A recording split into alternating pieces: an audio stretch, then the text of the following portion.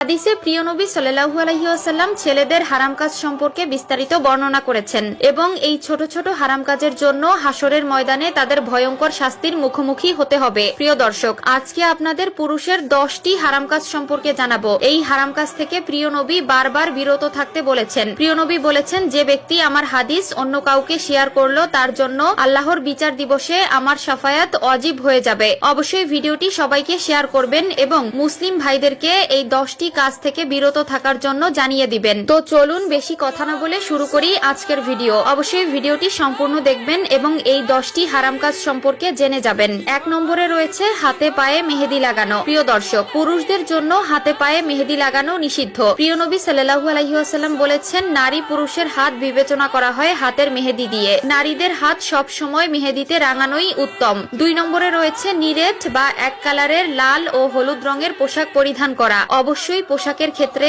এই বিষয়ে সতর্ক থাকবেন। 3 নম্বরে রয়েছে ফ্যাশনের জন্য নাক কান ফোড়ানো। আজকাল অনেক ছেলেদেরকে দেখা যায় নাক কান ফোড়ানোর মাধ্যমে নিজেকে স্মার্ট দাবি করে, যা ইসলামে একদম নিষিদ্ধ ও পুরুষদের জন্য হারাম কাজ। অবশ্যই এ বিষয়ে সতর্ক থাকবেন। 4 নম্বরে রয়েছে প্রাপ্ত বয়স্কদের হাফ প্যান্ট পরা। হাফ প্যান্ট বলতে হাঁটুর উপরের কাপড়কে বোঝানো হয়েছে। 5 নম্বরে রয়েছে চুল দাড়িতে কালো রং করা। প্রিয় দর্শক, আজকাল অনেক পুরুষদেরকে দেখা যায় চুলে দাড়িতে কালার করতে, যা ইসলামে একদম নিষিদ্ধ ও হারাম কাজ। বয়সের সাথে সাথে চুল দাড়ি সাদা হয়ে যাবে, এটাই প্রকৃতির নিয়ম। কিন্তু প্রকৃতির এই নিয়মকে তুচ্ছ করে নিজেকে অন্য রূপে বানানো ইসলামে জায়েজ নয়। অবশ্যই এ বিষয়ে সতর্ক থাকবেন। 6 নম্বরে রয়েছে স্বর্ণ ব্যবহার করা। পুরুষদের জন্য স্বর্ণ ব্যবহার করা জায়েজ নয়। অবশ্যই এ বিষয়ে সতর্ক থাকবেন এবং এই হারাম কাজ থেকে নিজেকে বিরত রাখবেন। 7 নম্বরে রয়েছে টাকনুর নিচে প্যান্ট পরা অথবা জুব্বা পরিধান করা। 8 নম্বরে রয়েছে সিল্কের কাপড় পরিধান করা। প্রিয় দর্শক, আরো একবার বলেছিলাম, পোশাকের ক্ষেত্রে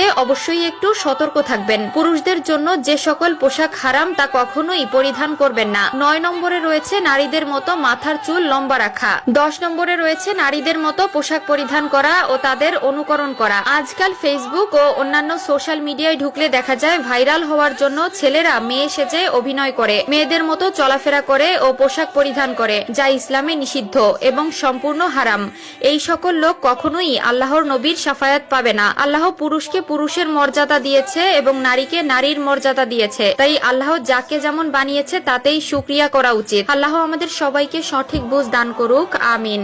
মানুষ ঘুমালে তার আত্মা আকাশে চলে যায় এবং তাকে আল্লাহর আরশের কাছে সিজদা করার জন্য নির্দেশ দেওয়া হয়। যে ব্যক্তি পবিত্র অবস্থায় ঘুমায় তার আত্মা আল্লাহর আরশের কাছেই সিজদা দেয় এবং যে ব্যক্তি অপবিত্র ছিল তার আত্মা আরশ থেকে দূরে সিজদা দেয়। বাইহাকি ইমাম বুখারী এই হাদিসটি তার তারিখুল কাবির গ্রন্থে বর্ণনা করেছেন। মহানবী সাল্লাল্লাহু আলাইহি ওয়াসাল্লাম বলেছেন, যে ব্যক্তি পবিত্র অবস্থায় ঘুমায় তার মাথার কাছে একজন ফেরেশতা রাত যাপন করে এবং ওই ব্যক্তি জাগ্রত হওয়ার পূর্ব পর্যন্ত দোয়া করতে থাকে।